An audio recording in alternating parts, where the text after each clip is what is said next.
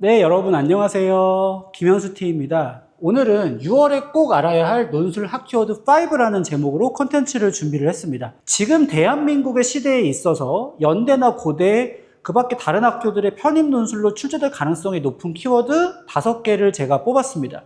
그 중에 첫 번째 키워드랑 두 번째 키워드는 모두 민주주의라는 주제랑 관련이 있어요. 이 민주주의라고 하는 주제가 논술에서 단일 주제로 가장 많이 출제가 되면서 특히 고려대학교 역대 편입 논술에서 가장 많은 출제 빈도를 기록한 주제입니다. 왜 그러냐라고 했을 때 이 민주주의라고 하는 제도에는 역동성이라고 하는 특징이 있어서 지금도 계속 변화하는 특성을 가지고 있다는 거죠. 뿐만 아니라 민주주의는 강점 못지않게 약점도 많은 정치 제도이기 때문에 어떻게 하면 우리가 약점을 극복하고 강점을 보완하는 형태로 발전할까에 대한 비판적 성찰점, 이런 부분들이 많이 출제가 되는 것 같습니다. 자, 첫 번째로 말씀드릴 대표성의 문제는 뭐랑 관련된 거냐면은 선거구 제도랑 관련돼 있는 거예요. 이게 고려대학교가 2018학년도 편입 논술에서 한번 지문에서 언급했던 내용인데, 자, 대표성이라는 게 뭐냐면 우리가 이제 민주주의를 지금 직접민주주의를 채택을 하고 있나요? 대의민주주의를 채택을 하고 있나요? 직접민주주의 요소가 있는 가운데에서 기본적으로는 대의민주주의를 채택을 하고 있죠. 자, 대의민주주의에서는 뭐가 중요하냐면은 유권자의 의사가 지도자를 선출함이 있어서 온전히 대표가 돼야 되고, 그 대표라고 하는 것은 무엇을 통해 나타나냐면은 투표를 통해 나타나게 됩니다. 자, 그런데 이게 선거구 제도랑 어떤 관련이 있는가 하면 우리나라는 기본적으로 중대선거구제를 채택을 하고 있어요. 중대선거구제에 반대되는 개념이 소선거구제인데, 중대선거구제의 특징은 뭐냐면 지역구 국회의원 선거를 생각을 하시면 돼요. 유권자 집단을 어떤 동이라든지 지역에 따라서 지역구로 분포를 시킨 다음에 그 지역에서 가장 많은 득표를 얻은 사람이 다 먹게 되죠. 그래서 특징이 뭐냐면은 승자 독식이 됩니다. 단 한 표라도 유권자의 표를 많이 획득한 사람이 그 지역구 국회의원이 되는 거예요. 근데 그럼 이제 어떤 문제가 있냐고 한다면 50.1 대 49.9로 갈리는 경우에는 사실상 양당의 지지도가 거의 똑같은 상황이라고 볼 수가 있는데 결과는 100대 0으로 가는 거죠. 그래서 우리나라 같은 경우에 중대선거구제를 했을 때 어떤 특징이 있냐면은 우리 총선 때 정당에 대한 지지투표도 하잖아요. 자, 그랬을 때 정당 지지율이랑 정당별 지지율이죠.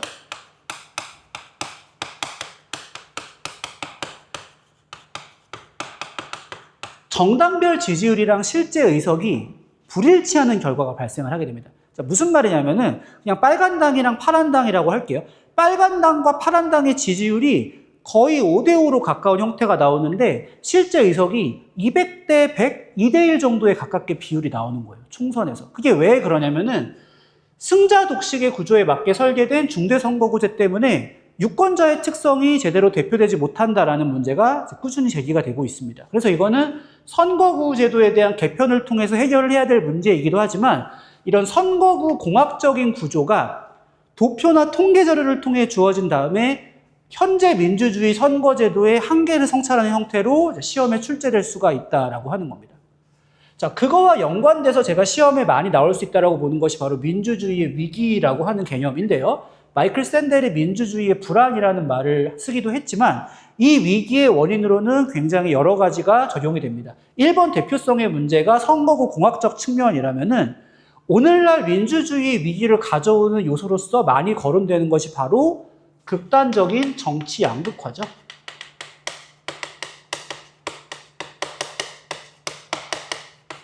중도적인 노선이 이제 많이 사라지게 되고 극좌 아니면 극으로 나눠져 가지고 서로 이제 상대방을 같은 국민임에도 불구하고 적으로 돌리는 현상이 민주주의의 위기가 되고 있다.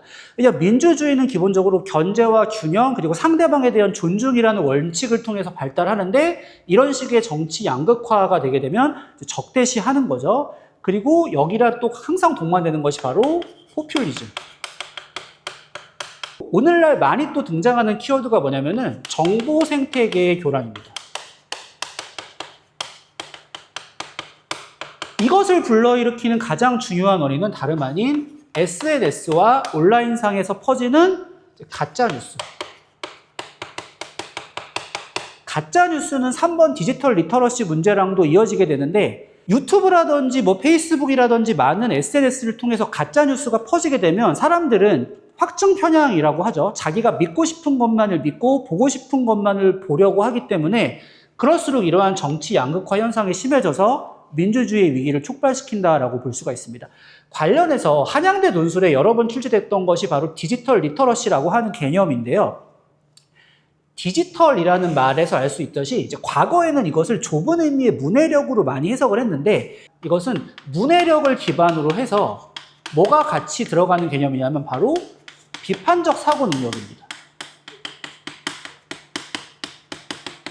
자, 오늘날에 가짜뉴스를 받아들이는 사람들이 굉장히 많이 있습니다. 그럼 그 사람들한테 당신은 가짜뉴스를 왜 믿어요? 라고 했을 때 이런 식의 답을 한다는 거예요. 유튜브에 나왔는데요? 유튜브에 나왔으면 사실 아닌가요? 사실 유튜브에 나왔다고 해서 모두 사실은 아니죠. 또 신문기사에 나왔던데요? 사실 아닌가요? 근데 신문기사라고 하더라도 항상 사실로 검증된 내용만을 보도하는 것은 아니기 때문에 우리한테 어떤 능력이 필요하냐면은 디지털 매체를 통해 접한 정보에 대해서 과연 이것이 사실에 부합하는지, 뭐 AI를 통해 접한 정보도 마찬가지입니다. 실제로 뭐 법률 상담을 AI한테 받는데 AI가 존재하지도 않는 판결문 번호를 적어가지고 제출했더니 판사님이 혼냈다는 얘기도 있죠. 이런 식으로 내가 디지털 매체를 통해 접한 정보에 대해서 그것을 있는 그대로 받아들이지 않고 비판적으로 사고하는 능력의 중요성을 주제로 논술 문제가 출제가 될 수 있다고 하는 겁니다.